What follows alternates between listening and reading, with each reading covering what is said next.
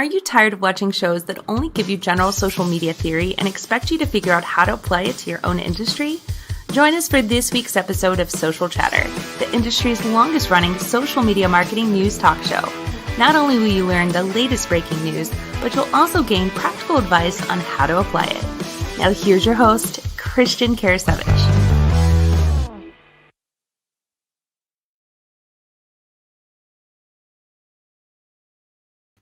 Welcome everyone to Social Chatter, your weekly social media marketing news talk show. This is episode 219.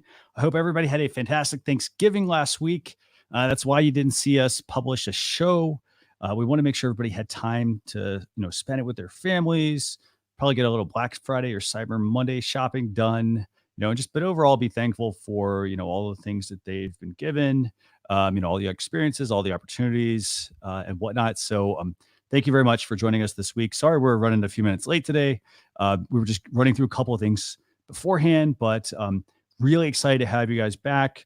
I have Jim Fuhs joining us this week. He's co-hosting. Phil is out for a couple more weeks, but really excited to have Jim back. I'm going to go and bring him on, and we're going to kick things off because we got a lot of things to talk about. So, Jim, how are you doing? I'm doing great, and I appreciate you and Phil allow me to pinch hit for him. I know he's busy in the city of brotherly love on business, so I keeping up with him on Facebook, and hope you had a great Thanksgiving. We did. It was a little odd, as you know. You probably saw on Facebook we had a power pole fall down, but all is good in the neighborhood.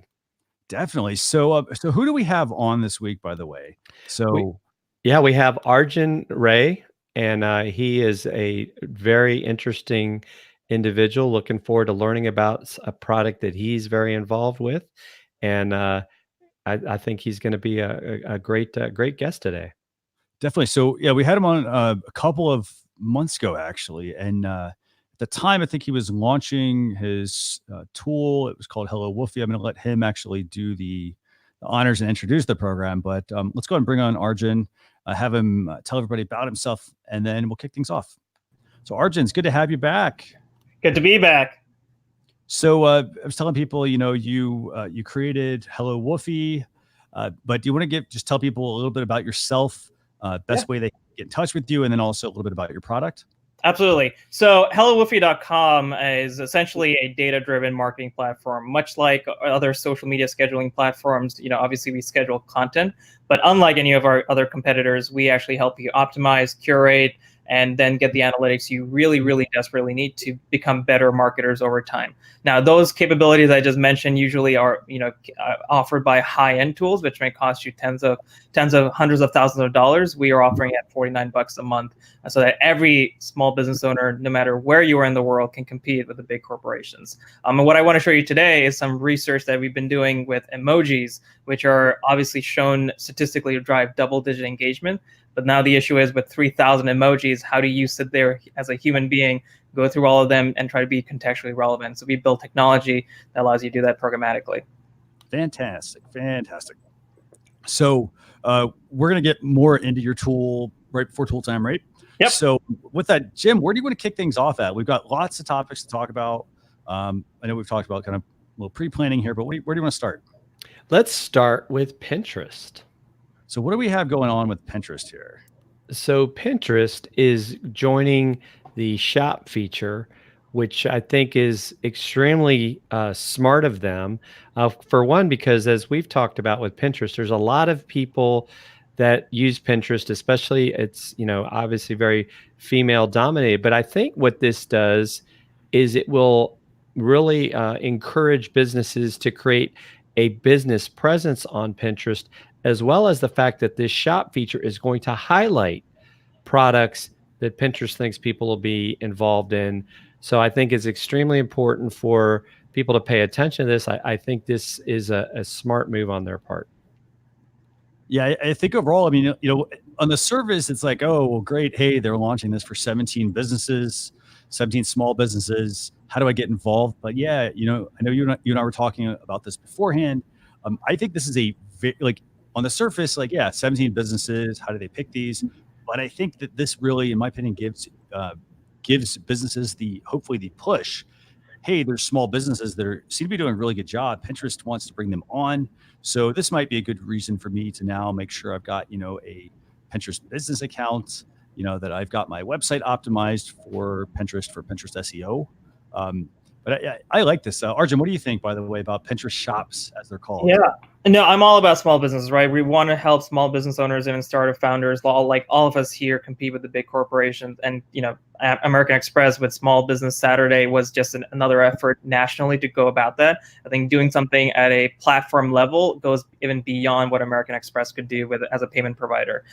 So you're seeing it on Pinterest. Makes complete sense after Instagram rolled out its own shop in the app experience. That was unfortunately killed a lot of startups that were kind of living off the Instagram platform and not providing the ability for shopping. But Pinterest, it makes complete sense. The next thing you'll see is that maybe a marketplace kind of thing going on, like Facebook has, in its own ecosystem. It's trying to build a group and community. That's where the group's efforts coming from Facebook, and now you'll see it at Pinterest eventually. Yeah, and I think overall, I think Pinterest is actually doing a fantastic job with just the shopping feature overall. Especially if you've got a business and you're doing a good job giving people the opportunity to pin your items, like having good images and whatnot that associated with it. What do you think, Jim? What do you think about Pinterest shops? I think it's a great idea, and I didn't realize till recently, because I think, like I've told you, I've been a little bit guilty of it on Pinterest, but you can actually upload video to Pinterest. Mm-hmm. So yeah. I think Arjun hits on something very interesting and fascinating, the idea of the marketplace. I think that Pinterest is, I think, one of those platforms that we still trust. Mm-hmm. And I think that's where Facebook obviously has been struggling. So I think great move by Pinterest. Definitely. So is there anything else you'll want to add? Maybe how a business might get started, even though they can't really list their items in the Pinterest shops feature? Just do it. Definitely. I think that's a really good piece of advice. I'll also say that if you're a business, we talked about how you should have a Pinterest business account. Very easy, obviously, to set up as well. It doesn't take, what's that take, like 5 minutes, I think, Jim? Yes. Yeah, it takes like 5 minutes to do, if even that, right?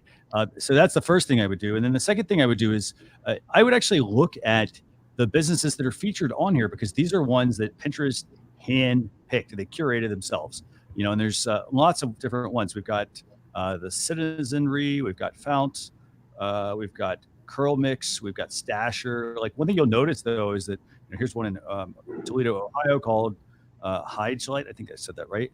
But they basically go all the way across the globe, pretty much all the way across the globe. In this case, mostly, I think, North America. But basically, it shows that you don't have to be the organic business to benefit from Pinterest. They curated ones that are doing a good job. They're also creating content on their website that people would want to pin. And for that, I actually would recommend a tool. I'd recommend a tool called Tasty Pens. It's a fantastic tool, actually. We use it ourselves. It's great for actually Pinterest image optimization for Pinterest. So on your website, helps you optimize your images. But it's a fantastic tool. I'm going to drop that here in the comments. If you're watching on Facebook, if you're listening, it's socialchefs.com/go/TASTY-PINS. But very useful tool. Anything you guys want to add, by the way, before we switch topics? Well, I was just going to add, it's, if you just look at the data itself in multiple platforms, whether it's dating, whether it's marketplaces, or what have you, it always shows that if you get a verified celebrity, verified small business, you are more trustworthy, to your point, Christian.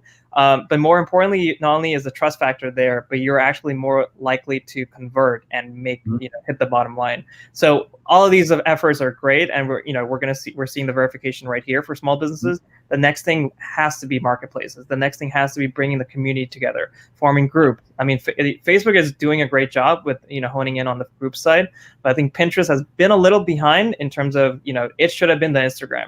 Unfortunately, it wasn't. It came out with the first visual-esque platform, and now they're really catching up. Yeah. Oh, great. Anything else you want to add, Jim?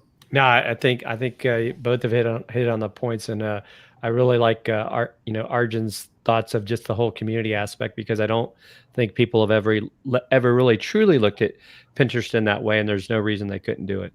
Yeah. Fantastic. So where do you want to go next, by the way? Let's go to Facebook sharing photos to Google. So what do we got going on here while I bring this up? So Facebook has decided to allow you to now transfer your photos and videos into Google Photos, which is interesting because Google and Facebook, in really a lot of ways, are, maybe they won't come out and so much say it, but they're competitors. Mm-hmm. And so the fact that they're going to allow these images and videos that you've put on Facebook to go over, in a sense, to the dark side of search is interesting. And I think you and I talked about it earlier. It's maybe where Facebook is trying to build back a little bit of trust in its audience by saying, hey, we're going to let your stuff go onto this other platform. What do you think, Arjun? Well, this is all about, the idea of community. You're seeing a lot of regulation and a lot of privacy laws all over the world getting passed, to protect the consumer. And what tech companies, in my opinion, are realizing is that they can't really have a zero-sum game where for one to win, the other one has to lose. It's very much a government entity against the tech companies, against other tech companies. And at the end of the day, the consumers are either going to benefit or they're going to be sacrificed in this whole war. So as you're seeing, integrations happening across the medium, you're seeing it happen all over the place. Competitors are finally coming together, and the spirit of collaboration, the spirit of, gaining and winning together. This is just a first example into that foray.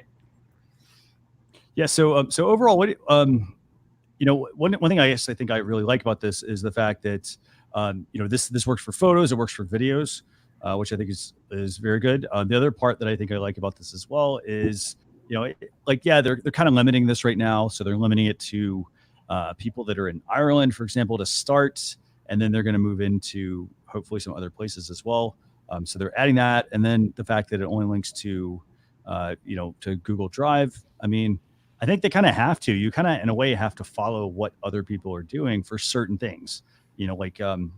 When Amazon and Google both started launching like different drive options, for example, it encourages other companies to compete basically, because they kind of have to if they want to stay relevant with their features. And keep in mind, photography is a huge part of the internet even till this day. And if you can make it easier to upload, analyze, even scan and categorize, Facebook has a huge AI division and research lab, and so does Google. I think that just makes sense naturally for the two to work together. And I guess you could even look at it, and we don't always think about it, but do you think back to when, like, Microsoft, lost the battle of having Internet Explorer, part of the operating system, by sharing this data across, if you want to call it, platforms. Now it makes it a little harder to say, oh, well, they have a monopoly on this specific piece because you can get it in multiple places. Yeah. It goes to the point of the government's coming into the foray and working with companies and setting the regulation bar. Mm-hmm. Oh, definitely. I mean, I think this, again, it's not available really to anyone at the moment, but I think they're going to get it right. Yes, you can go and you can download your Facebook data. You can go to the settings menu, for example, on your Facebook profile and download basically your entire profile, all the things you posted and whatnot. But the fact that you can actually move the content, I'm glad that they're doing this in a way. I think for one, I think it's going to help because if somebody needs, for example, a backup, I think this is a very useful way to have that now. You don't have to worry about, it's on Facebook. How do I get it off? I think at the same time, this is, I think at the same time, people need to realize, like, you do need to be on a desktop, very likely, to do all of this. I don't think that it is going to work across a mobile device when they do officially roll this out. But I like the direction this is trending. Also, keep in mind, Facebook also is battling the privacy side of things as well, unfortunately. And so this is, they do have to win their customers back. And I think this is going to be, I think it'll be a useful way to do that. Do I think it's actually going to work? I'm not so sure. What do you guys think? I think it's a good effort. It's a commendable effort, especially with all the scrutiny that's going around with all the tech companies. I think at the end of the day, they really have to keep a tap on the consumer, or Facebook users themselves, and see, are they doing something just to look good, or are they actually helping them have a better experience? And if it's not aligned, the users very quickly will be like, full stop, this is not in my interest. Why are you doing this? Is it purely for PR, or is it to actually make my life easier and build a trust with you? Definitely. Anything you want to add, Jim? I mean, I think it's just interesting because, even like when you start thinking about, as I call it, the sleeping giant in a sense of Amazon, right?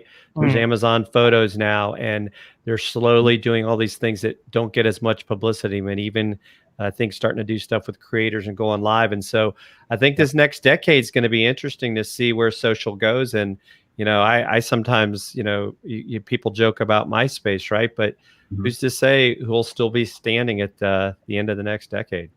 Very likely. I definitely think that's the case. So we've talked a little bit about Pinterest. We've talked about Facebook. Where are we going next? Let's go to Twitter. So what's going on with Twitter? Because we had quite a few updates this week, but what's going on Twitter? Well, do you want to talk about Threads first? Sure. What do we got going? What are Threads? So Threads are actually now giving you the ability, as they somewhat say, in a Reddit style, to actually reply to your own tweets and keep it all organized and in a nice readable format. I had Madeline Scalar on the Tim and Jim show yesterday, talking specifically. This is one of the things that she's really excited about because it really is now even allowing you to take, say, maybe an old tweet and kind of bring some of that stuff back to life by creating a thread out of it. Yeah, I think like part of it I was actually really impressed with was the design. Like I'm looking at this tweet, for example, that should be there up on screen for everybody. One thing I was very impressed with was just the overall design of this tweet. It seems something seems different. It seems bigger. It seems clearer for us. I like that the Twitter is starting to work on doing some new things for users. So what do you guys think, by the way? Arjun, what do you think about this update? Do you think this is useful for a business? Yep. So my whole thing is that Jack Dorsey for the last year and a half has really been, hammering down on making the platform simpler, easier, more accessible. Back in the days of when Twitter actually started, it was all about that as a theme.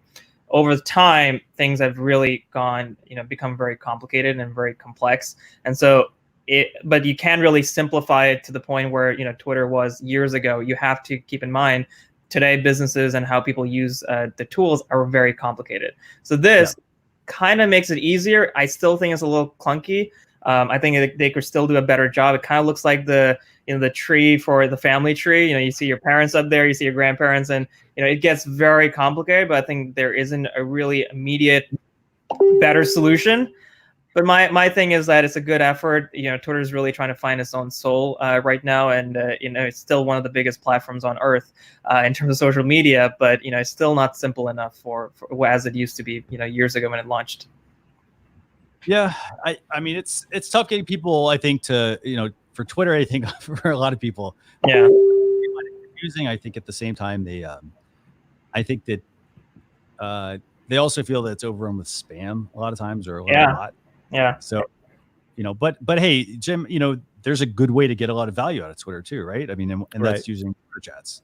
Right. So, I mean, they work fantastic. I mean, just making sure though you get an engaged audience on Twitter, to use a Twitter chat, basically having a conversation going on, for example, just out in the public. So, definitely something that a user needs to tap into if they have the time.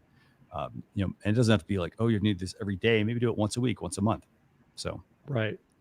So we've got this update from Twitter. We've got this, conversation tree, this red style. What's the next one we have, Jim? Well, we've got the calendar. Let's talk about the Twitter calendar that they've released for 2020. I think it's a good tool for people that I think you and I talked a little bit about. Maybe you struggle with how to, figure out what you should be talking about during the year. And so here's a great way to start the year where you've already got somewhat of a framework.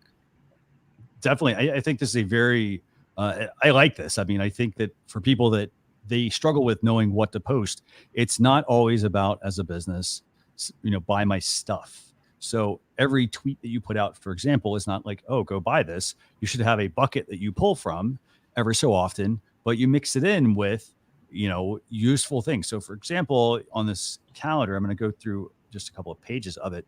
So one, they've actually broken this down by part of the world. So this is the US and the Canada version for 2020. And as you can see here, it's very, on the surface, it's just a calendar.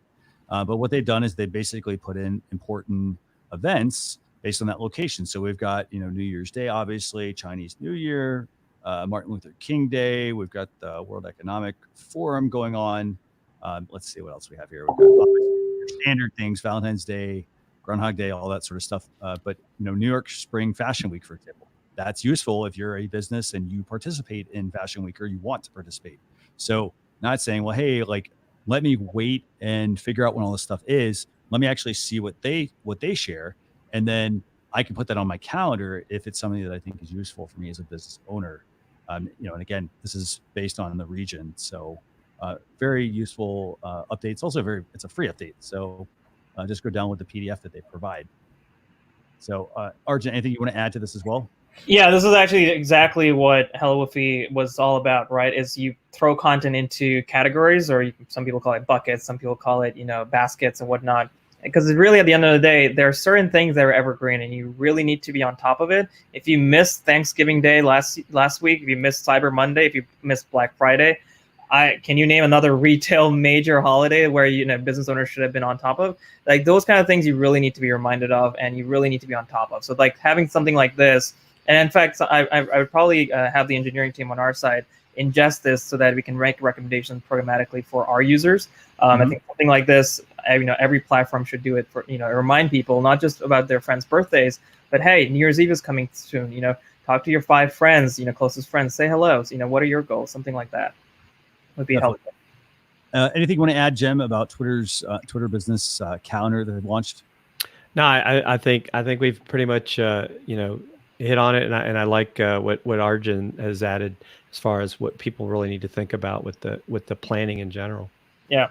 So okay, so we've got that update. Now, is there anything else new from Twitter this week that we want to cover? You want to talk about the privacy update?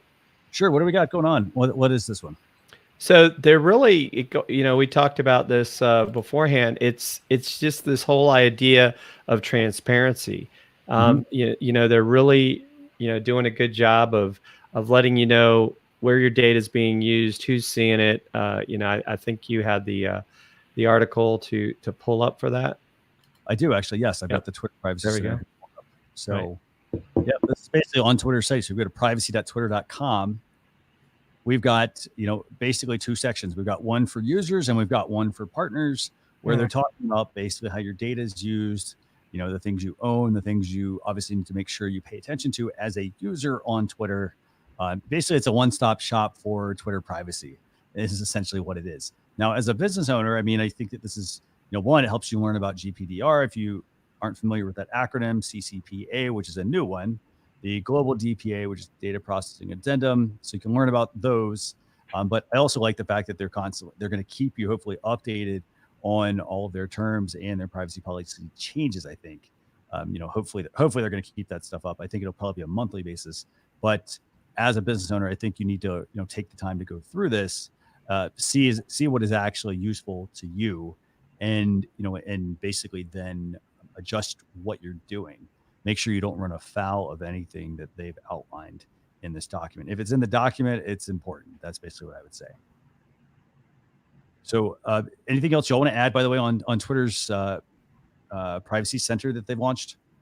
Well, I'll just quickly add. I think they're actually, the beacon essentially of hope in social media, because Jack Dorsey, again, what he's been working on for the last year and a half is really about building trust back, getting rid of the bots, reducing spam. And with this, being a leader in privacy, I haven't heard anything from Facebook, from Instagram, from Pinterest, anything to the fact that we're trying to make consumers more, feel more safe. We're trying to build relationships, build the trust, things like that. I think even with just a couple of days ago, Twitter said that they wouldn't take political ads on their platform. They wanted to be entirely, neutral, Switzerland essentially when it came to the elections. And of course, they got a lot of backlash on that from Barack Obama. He said, I believe he said, don't quote me, but that, this isn't how you solve political issues. By not being involved, you're not solving it. You're actually adding to the, you're not adding any value to it in solving the cases. So Twitter's trying to figure its play. It's still sort of soul searching, but I think we can look to it for leadership. But I think you bring up a good point, Arjun, that it's not even so much that Twitter's not saying you can't have political discussion. They're just not allowing money to influence that reach. So, I mean, that's where I guess, whether he said it or not, that's where I guess I would disagree. They're not preventing you from having the discussion. It's just like, it's kind of sometimes you could argue part of the issue in general is when money gets to be the influence, it's not really a true discussion. Yeah, it was the advertisement. You can see it with the Mike 2020, which I'm a huge supporter of Mike and Mike Bloomberg or Andrew Yang in terms of on the Democratic side. But even with him, he just spent the most amount of money in a single week or a month in terms of political ad spend, $35 million in TV ads. I mean, that's unheard of in the history of elections. And we kind of have to tone it down or control it, allow for a level playing field. Otherwise, the billionaires, we're always going to have billionaires as presidents, which may not be a bad thing, but it's also not a good thing. We want everyone's voices to be involved. So, anything else on Twitter we want to discuss? Did we want to talk about two-party authentication? Up to you. You think we should discuss it? I mean, I just think it's interesting because it's going to allow people to not have to use their phone number, and so maybe what's two-party authentication? Like for people who are, if you're watching or if you're listening, two-party authentication, Jem, what is it?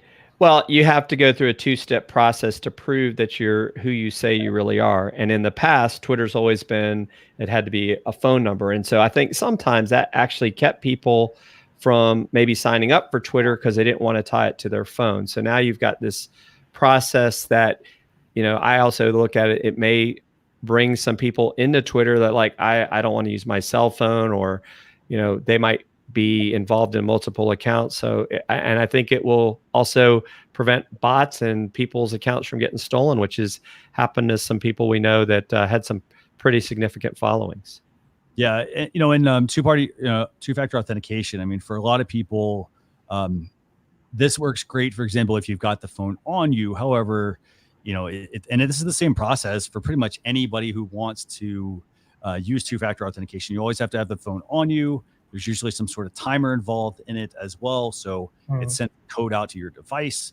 Your device gets it, and then you're supposed to, within this amount of time, be able to put that back into their login screen, for example, to verify that it's you, and so that works for some people, but it also doesn't work for some people as well. So like, for example, let's say you're traveling and you're like, hey, I need to log into a site. And it's like, oh, hey, we'll send you a code, but you're like, well, I don't have a way to do it. I don't have a way to verify it. I think I'm glad that there's more flexibility with this because that doesn't work all the time. And especially if you're someone who travels a lot, your credit cards, like your banks, all these places, like they monitor that stuff. So if they start seeing, well, hey, oh, you're all of a sudden on this part, and then you're now on this part, why is that happening? They might flag the account, for example. And so they might want you to have to get a code to know it's actually you. So I think that the fact that they're, giving this other option to secure your account, I mean, it's definitely a really good idea. To basically have it without the phone number. And also, like, heck, say you lose your phone or your phone doesn't have any battery, but you need to confirm something, or at least say you lose your phone, what are you going to do? Like, you're not just going to like, oh, go to another store. Oh, I got another phone now. Like, great. So, there is, I'm glad there's more flexibility in this. And Christian, this is again going after the whole notion that in this whole unstable political, ecosystem, platforms are trying to build relationships with their customers again, because they're taking a lot of data, they're reselling the data, and the customers don't get any, cut of the profit, things of that nature. So this is their way, in my opinion, of saying, hey, we're going to give you a little bit more, leeway, a little bit more control in your hands, so that you don't feel like, it's us versus you. And I think this actually makes me feel a lot safer and more in control. I'm not at the, the mercy of, support. When it comes to like losing account access or gaining it back. I think, and I will say this, I think that's a great point you bring up as well. So if I'm a business, it doesn't matter what industry I'm in. If I'm in retail, if I'm in fashion and beauty, if I'm a lawyer, it doesn't really matter. I should try to set up two-factor authentication. Yes, it it means that I have to have this whole second step we talked about, where you request access, they send you some sort of code, and then you have to verify it. But it also helps protect you and your accounts, especially if you as a business, say you give out your information to people, if you have it tied to your device, people can't change it necessarily. You don't have to worry about then somebody taking your account for the most part, because they will have to do some sort of confirmation with two-factor authentication. And they're probably going to make this, a standard in a couple of years. They're definitely going to, make this a standard, because it's a lot of pain on their end to, keep on mitigating all the the lack of security there. I mean, if you think about it, a couple of years ago, SSL on websites was not required. Only the banks had it, and then eventually, all the websites had it. Now it became a better thing for Google to index, because people who were secured, their websites were secure, they index better. There's more trust there. So I think it's going to happen eventually as a standard. Just give it a couple of years. I think that's another good point as well. The fact that it might not seem like it's useful now, but I think we will start to see that. Jen, anything you want to add on this one? Well, I think we've hit all the major points. So with that, I think we've covered a chunk of the topics. There's, I think, a couple other ones. Do you want to talk about YouTube at all? We want to put that in the. I think we're about 20 till actually. But you want to talk about YouTube at all? Do we want to move into some tools? Where do you want? I think we should move into some tools, because I'm really interested in hearing about Arjun's tool. So with that, just a quick heads up, everyone. So we have a couple other topics. We had some YouTube updates as well to discuss. We're going to put those in the blog post recap. That's available at socialchest.com/daily. If you go there, we'll send you the blog post recap. That'll go out.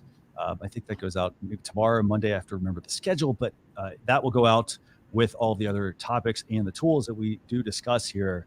And I'll give you a link to get all of that stuff at the end of the show. So with that, Arjun, let's give you the floor here. So, you created Hello Wolfy. It's a social media dashboard. What makes it different from many of the other social media dashboard, social media management tools that are out there? And do you have anything new going on with it? Yeah, so I'm actually sharing the screen right now, so you can take a look at what I'm about to show you. So obviously, we're a scheduler. That's the lowest hanging fruit in terms of our competitive comparison. But when it comes to adding content, we actually use 35 million data points, soon to be well over 500 million data points, to figure out what are the best words, the best emojis, the best hashtags, even the best images that'll do really well with your post. So for example, and in fact, it also auto-completes, much like Gmail Smart Compose. We built a technology that automatically completes words and sentences. For example, if I'm typing in how are, you can see how it's completing the word are and then giving you the recommendations next, which is you. If I hit tab, it'll give me a question mark as well. Now notice what happens when I type in I love you, which Christian, by the way, I love you. If I type it, now it starts giving me recommendations programmatically out of 3,000 emojis, of which emojis will do really well based on what I've typed in. So if I type in, this emoji, and then notice what happens when I click on the bulb, which gives me smart analysis of love-related images. So I can throw that in there. It'll then look at the image. And based on the meta information and based on what it's in the image itself, it'll start extracting hashtags that may be relevant to what I've typed in here. So for example, love is one of them. Obviously that's there. It's about relationships, perhaps.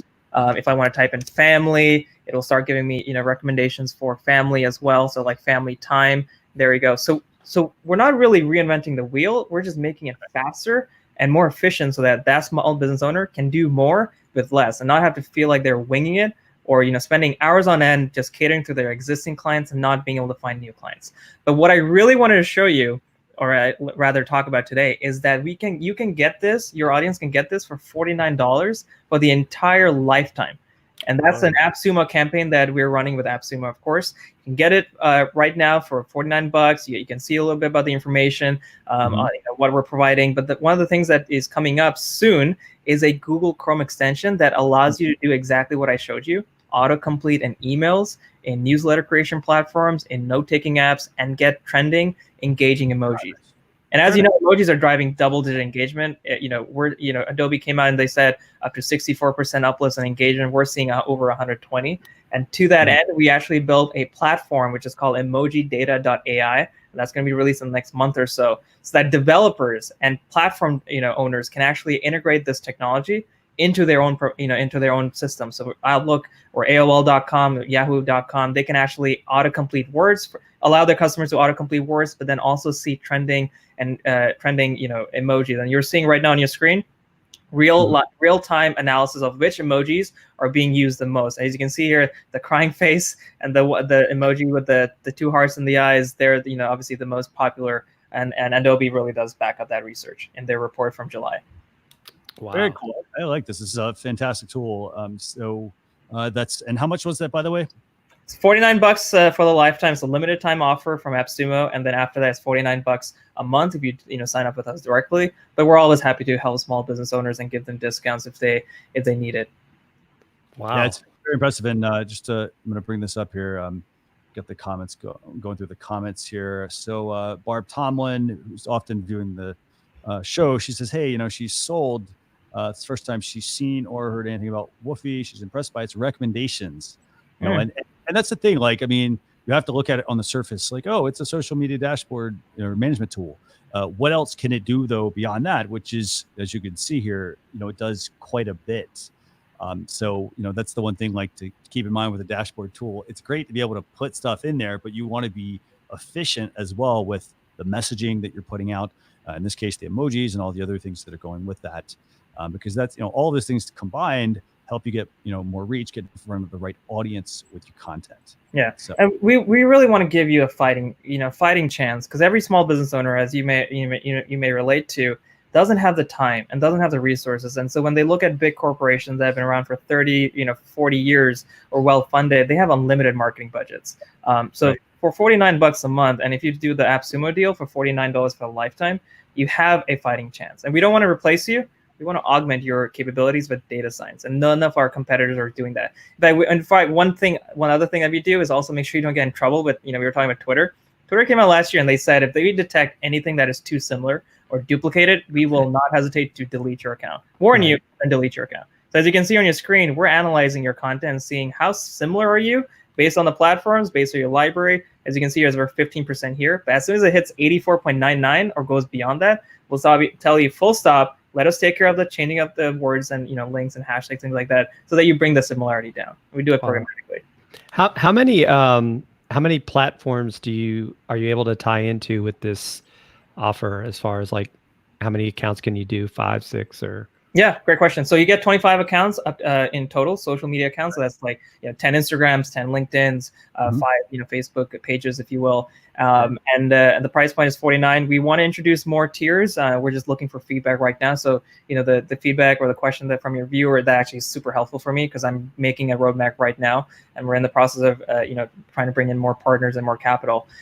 So 25 accounts, up to 9 team members as well, including yourself. Oh wow, awesome. Yeah, so we really want to beat our competition. I'm sold. Thank you. Yeah, we really wanted to beat our competition, not just on a price front, but over delivering, overachieving essentially. Because I know firsthand as a small business owner, as an agency founder, what I needed, and Hootsuite was not giving it to me. I mean, this little owl here from Hootsuite was not giving it to me. So anyway, so the dog does give that to you. He's your best friend. Yeah, that's right. Man's best friend. Man's best friend. So fantastic tool, by the way. And by the way, I love like the fact that we can demo tools as well on the show to let people, and have like the creators on there talking about them.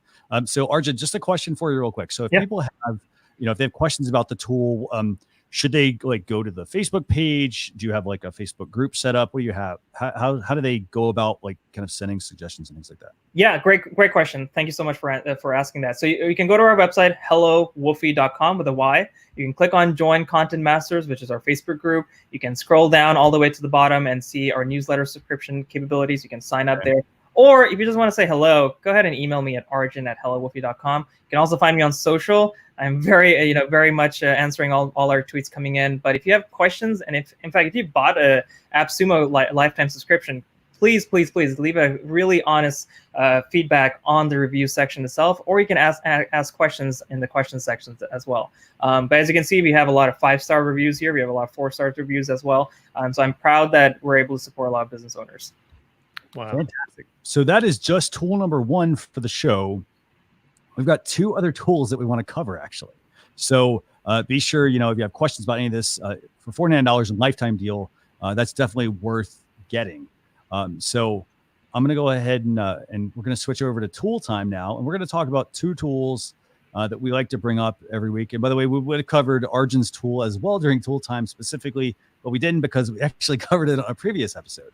So it's tool time. Like I said, we always like to bring up tools that we think can help you as a business owner.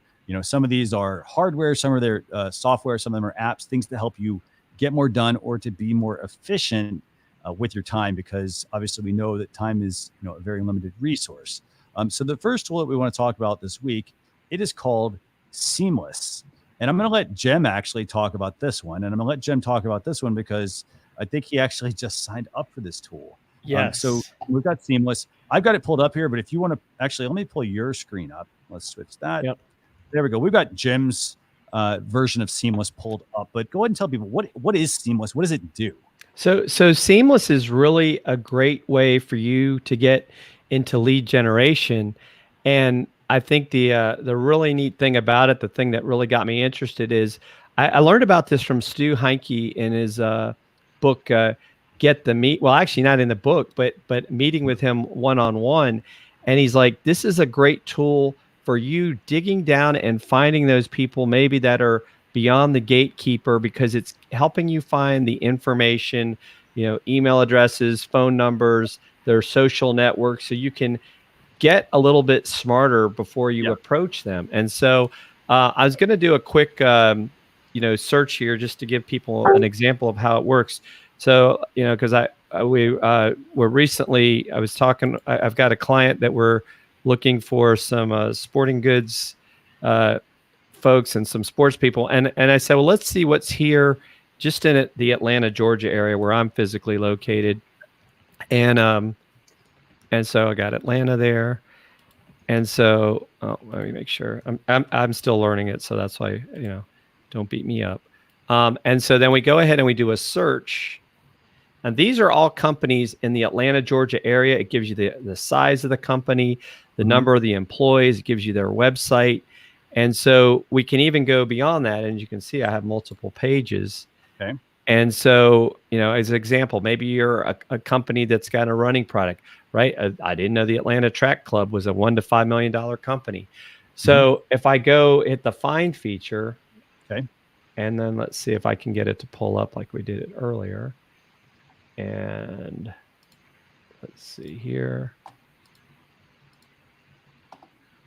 And now we'll go to my companies. Oh, I don't have any yet. Let me go to the social. What will we do? Oh, wrong, but I'm still learning it. But was it the little find button on the right? Yeah, I think I messed that up. There we go. So here, so as you can see, it starts to pull these people up. Okay. And so if I wanted to say, for an example, find out about Nick Espinoza, who's the chief security fanatic for Security Fanatics, when I go to find intel, it will actually now gives me his email, his phone number. And if I click this, it would take me to a different window, but it'll give me his LinkedIn profile, his Twitter profile if he has one. So now I can go and do further information on that individual. So literally, this is something you can go worldwide with. It's not, restricted. So I'm actually going to be watching their demo later today, but it's helping people make tremendous strides in, because if you think about it, where do you get this information today? Sure, you can use Google, but it's not to this level of information. So they've tied in with their abilities into allowing you. And so what's also neat about it, if it's something that, you're thinking, well, I can't afford this, they'll let you do 100 contacts a month. So even if it's something to start, and if you think about it, if you get that person that you needed to find and it, brings you in some revenue, you might say, hey, now I can afford this. So I think the fact that they have a free tool that allows you to do, up to 100 searches a month and actually getting the detailed information is pretty powerful. But I thought it was worth to go that next step and get beyond the 100 people. Yeah, that's socialchefs.com/go/seamless. So what's the cost of this one, by the way? So I know they have the free plan, but right. Well, it depends on if you go annual or if you go monthly. I was able to get a Cyber Monday special monthly for about $100 a month. Wow. Not bad. And and keep in mind that's also the thing to remember. It costs you $100, but then let's say you're able to generate $5,000 in sales, for example, off of that. That $100 is not a whole lot at that point to have to spend, to get access to this data. And just also think about your time as well, because like Jem said, if you go and you want to find this information, you can go look up all these people on Facebook and Twitter and LinkedIn and go through all the other data that's out there. But for the most part, then you have to play detective and piece all this stuff together, versus this tool actually does a lot of that for you. And there's a lot of other things this will do. It's not just this, but we that's some of the stuff I'm going to learn about. It can help you with email scripts and some other things as well. So it's really there's a lot more to it, and not to mention the support you get from the company. But I'm glad that Arjun's having his special, because I'm definitely getting that today. And by the way, you get me on the other end too. If you go to hellowolfy.com, schedule a demo, we give you an hour worth of time. Awesome. Yeah. Very nice. So that's tool number 1 for the week, tool 1/tool 2. The other tool that I want to discuss is another one that, in my opinion, this is it's a fantastic tool if you run a podcast.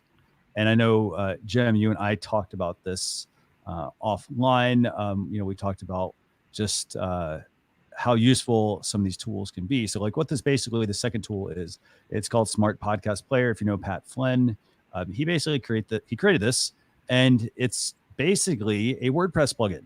So what it does, a couple of things that it does that is very different, I think, from the industry overall, is it will basically give you this beautiful widget that you can put within your content on your website, in the sidebar within the content and so forth. Now I'm going to show you a couple of these. So this is like one of the main ones, so you can binge listen to all of the podcast episodes, or you can get your readers to binge listen to all of your episodes. Now, fantastic, great. I can search your podcast. I can play them. I can share them. I can download them. I can do all this sort of stuff. I can subscribe to Google Play, iTunes, SoundCloud, and so forth. Right. So great. But what makes this a very unique tool is that it's actually the only one on the market that also has this fancy join our email list option. So if, for example, if you as a business have a podcast and you want to get more listeners, maybe you want to set up a specific email list that goes out to listeners when you have a new episode that gets published, so they can sign up for your email newsletter directly from the Smart Podcast Player. And that's just one example. So here's a second one. So this one could go essentially in the middle of your content, for example, and so we can have them join the email list there. They can download the episode. And then you also have the third option, which will actually pin the player just like it is here at the bottom. It pins it to the bottom of your post, or you even can have this one as well, which is a very minimalist looking option. But that is the Smart Podcast Player. It's actually a tool that I use. I've actually been using it for quite a few years. I highly recommend it. Definitely, because it's worth the amount of time that it saves you. Yes, people can go subscribe over on, they can go to iTunes, or they can go to Google Play or any of the other platforms and subscribe to your podcast.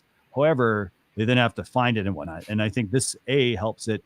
It helps you because it puts your podcast front and center in front of the readers. So if they don't know you have a podcast, this is a great way for them to learn about it. Second way is obviously, maybe they find one episode. Well, maybe you have 100 other episodes, or in Pat's case, like 400. You could, go through and you can quickly find the ones you want to find. There's also a search option as well that's there on there as well. So very useful tool. And the cost of this is amazing. It's, I think, like $8 if you sign up annually, $12 if you sign up monthly. And I know they're also, they have a new feature as well. It's a smart transcript option that's built in, that's part of Smart Podcast Player as well. So definitely a tool I recommend checking out if you have a podcast or even thinking about actually creating your own podcast. So what do you guys think about this tool? Have you guys checked this one out at all? Or I think it's great. I mean, it takes away so much grunt work on the marketing side for a podcast owner. I mean, Christian, like the graphics, the audio editing, the all of that stuff is a lot of time. It's very time consuming. This actually makes it a lot easier. I kind of want to do my own podcast now. Right. It's definitely worth it. I mean, it's not hard to set up. I mean, it takes a couple of minutes, and it basically does this. All your artwork and things like that, I mean, they get pulled in from your other, you're already listening it on iTunes or Spotify or Google Play and whatnot. So you basically are pulling it all directly into the smart podcast player. Yeah, but it makes you look good. Do what? It makes you look good, like professional, like someone professionally put it together. It does. And it also has customizable options, so you can tailor it to your branding as well. And like I said, you get quite a different number of options too, so you have to kind of think about, well, hey, how's my website structured? And you can easily move between all of those. They use short codes built in, but that is Smart Podcast Player. So with that, I want to thank everybody for watching, but I want to make sure, by the way, Arjun, what's the best way for people to get in touch with you or stay connected with you? Sure. Just Google Hello Wolfy. Just Google Hello Wolfy in Google, and you'll find my contact, my number, everything on there. But specifically, ARJUN at hellowolfy.com is the best way to get in touch with me. Again, if it's social media related, if whether it's startup related, raising capital, venture capital, all of that above, happy to reach out, talk to you and, reach out to me. But again, we want to support small businesses and compete, allow them to compete with bigger companies. And I think Small Business Saturday is a great, effort. Pinterest, we talked about, is a great effort in terms of getting more businesses on board. But I think there's a long way, and I think people in this, in this show, as well as, in our community, we're tasked with the responsibility to make it better for other small business owners, not just for ourselves, but everyone else. And that's what Hello Wolfy is about, helping other people, not just ourselves. Arjun, what's your favorite platform to hang out on? I would say Twitter. Okay. I love Twitter. Like, you'll see me like tweeting back and forth all the time. And after that, I think LinkedIn, a little bit more professional, a little bit, less, casual. But you'll see me a lot of emails come in. I send a lot of emails out. I think that's a great way to build relationships. But hey, email is still the best, still good. I still jump on Zoom calls all the time. Like, you can schedule a Calendly with me, and, I'll jump on a video call like this and talk to you. This is a little bit of, EQ driven, business. We should all remember that. Right. Well, awesome. So make sure you connect with Arjun, and then just a couple of last things for everyone. So, we talked about the Facebook photo transfer tool, and this is something I want to hear from you if you're listening on the podcast, the Alexa Flash Briefing, or watching us on the replay on YouTube or Facebook, or even the blog post. But now that you're able to transfer your Facebook photos and your videos, or at least now that you'll be able to starting in early 2020, do you think you'll be actually switching platforms? Like, would you transfer the content off onto another platform, even though it's going on to Google Drive? Or Google Photos, you go there, download them, and have them to put up on your other platforms? Or do you think you'll stick with Facebook? Because I know that that's a question that often comes up. Everybody says, hey, I'm done with Facebook. But, again, it's all about getting people to take action. And when people take action, that's finally when you start to get some momentum, but you can't just talk about it. So just let us know at Social Chefs on all of our social media platforms. With that, also, don't forget, mentioned earlier, we had a couple of topics we didn't get to. You can check out the blog post recap, socialchefs.com/SC219. That will go out tomorrow. That's SC219 for Social Chatter 219, episode 219. So, and for those of you who want to listen to the audio version of the show, we do have the Alexa Flash Briefing available at socialchefs.com/Alexa. And then we also have the podcast, socialchefs.com/SC podcast. But that's going to do it for this week. I hope to see everybody this week. Jim, it's been fantastic having you on as well. As usual, thank you. And Arjun, thank you as well for joining us again from just a few months ago. And good luck with your AppSumo deal as well. $49, as I mentioned, or as Arjun mentioned earlier, lifetime deal. It's well worth it. We will see you all next week, next Thursday at 12:12 at 11 a.m. Eastern Standard Time. We're going to have Scott Ayers on. So Scott is going to be back on. He works for Agora Pulse, actually, does some experiments, some social media experiments. So we're going to have him on, and that'll be on Facebook or YouTube at Social Chefs on all those platforms. And, with that, and Christian, he's going to tell you emojis don't work, but the data shows it works. So you ask him on the show what his experiments are about, because they're very biased, in my opinion. And you know what? We'll there might be a competition on the internet, but Adobe, HubSpot, our research, and we're doing a lot of research in this space, and that's why emojidata.ai is there to ask him that question. Emojis are fun. Emojis are Come fun. on. They're fun. That's right. Hieroglyphics, cute form, we're all visual creatures. Kind of like, we need more cowbell, but we need more emojis. Ask him, Christian. We'll make sure to do that. So with that, want to thank everybody for watching or listening. But again, thanks for spending a little bit of time with us this week. If you have any questions, feel free to reach out at Social Chefs. Thank you very much. Have a great weekend, everyone. Bye.